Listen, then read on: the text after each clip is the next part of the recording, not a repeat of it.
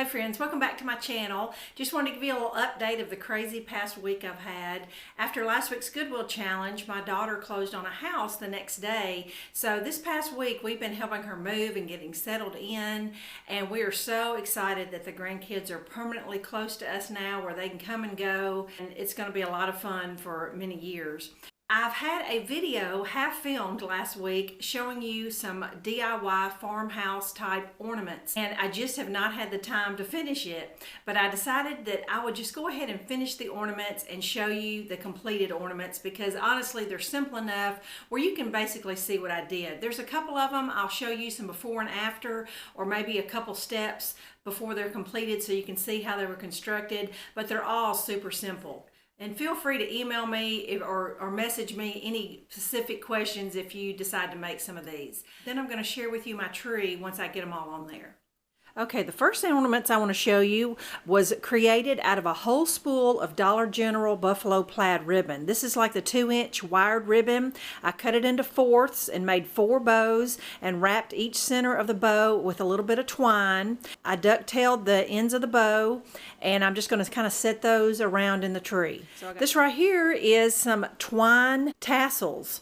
I used a Dollar Tree stone coaster and wrapped the twine around it 50 times, and then just slid it off the coaster, wrapped the head of it in some baker's twine, painted some wooden beads, and I've got 4 of those twine tassels. Love the look of those. The next one is not so much farmhouse, but I just used what I had. This is just some Chanel yarn I had from another project, and I just wrapped around my hand 30 times and created some pom-poms. I may need to still give them a little bit of haircut, but just love the look of those. I'll hang those on the tree. Made 4 of those. And these candy canes were made out of just a pack of these plastic ones from Dollar Tree. I took and wrapped each candy cane with just some cotton string, and then I had some thin pieces of buffalo plaid ribbon, and I cut it in half and just kind of made the stripes with that. Hot glued a little bell on there with a twine holder. So love the look of those. The next one is some styrofoam balls, and I'm going to show you a couple pictures of how I created these. These are 3-inch styrofoam balls, and I took an old red t-shirt that I had not used, so the red was still very bright, and cut out some 8-inch circles. I set the ball on the fabric and just took some straight pins and tightened them up all the way to the top. It's kind of a stretchy t-shirt material, and so